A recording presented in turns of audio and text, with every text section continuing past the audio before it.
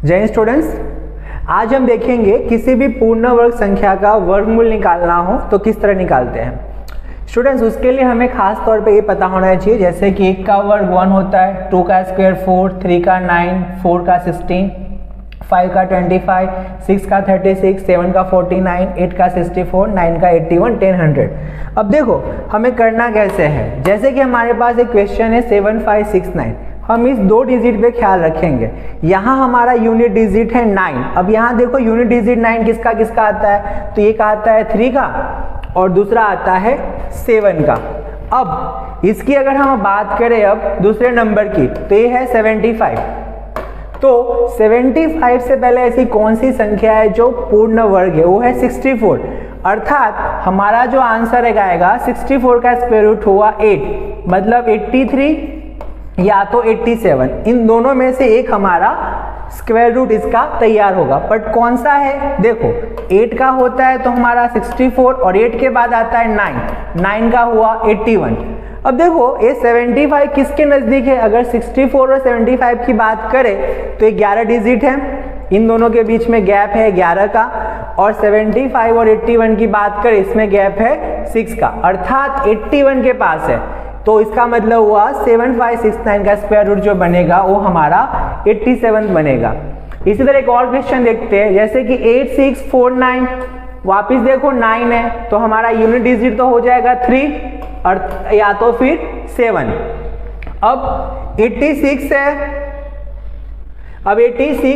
अब 86 उससे पहले का स्क्वायर है 91, अर्थात 9 का स्क्वायर होता है 81, मतलब हमारा आंसर या तो 93 होगा या तो 97 होगा। अब 9 का स्क्वायर 81 और 10 का होता है 100। अब देखो स्टूडेंट्स 86 जो है वो किसके करीब है, अब 9 में देखो इसका गैप कितने का है, 5 का, और 100 पे अगर देखोगे तो कितने का बनता है, 14 का, अर्थात हमारी छोटी वाली संख्या के करीब है। तो 8649 का जो है स्क्वायर रूट क्या हो जाएगा, 93 का स्क्वायर रूट 93 हो जाएगा। अब जैसे एक और सवाल देखते हैं फ्रेंड्स, जैसे यहाँ 12544 इसका स्क्वायर रूट निकालना है। यहाँ देखो यूनिट डिजिट 4 है, अर्थात ये 44 है, मतलब इसका यूनिट डिजिट 4 है। यूनिट डिजिट 4 कहाँ आता है, एक तो 2 के स्क्वायर में आता है, 2 दूनी 4, और एक 8 के स्क्वायर में आता है।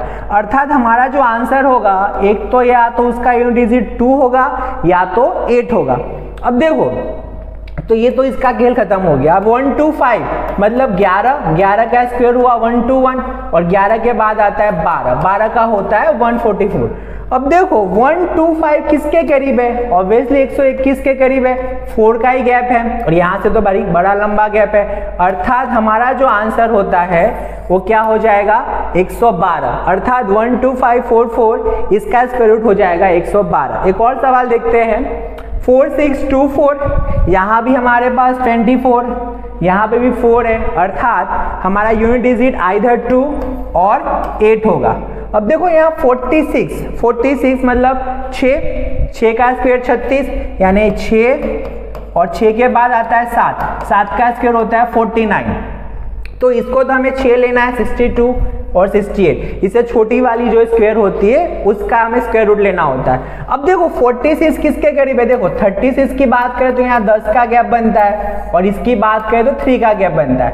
अगर वो 7 के करीब है, मतलब हमारी बड़ी संख्या के करीब है, तो इसमें आंसर हो जाएगा हमारा 68। एक और सवाल देखते हैं 3136।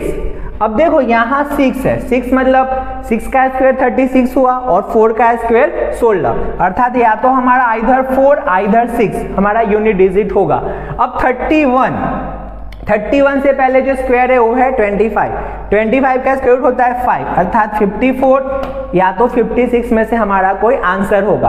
अब 5 की बात करें तो 5 का 25 हो गया, और 6 की बात करें तो 36। अब देखो 31 और 25 के बीच में कितने का गैप होता है, 6 का, और 31 और 36 के बीच में कितने का होता है, 5 का। किसमें गैप कम है, बड़ी वाली संख्या में, अर्थात हमारा इस सवाल का जो आंसर हो जाएगा 56। फ्रेंड्स, ये था हमारा एक परफेक्ट स्क्वायर को स्क्वायर रूट निकालने का एक शॉर्टकट मेथड। ऐसी भी और एजुकेशनल वीडियोस के लिए आप हमारे चैनल को लाइक करें, शेयर करें और सब्सक्राइब करना बिल्कुल ना भूलें। जय हिंद।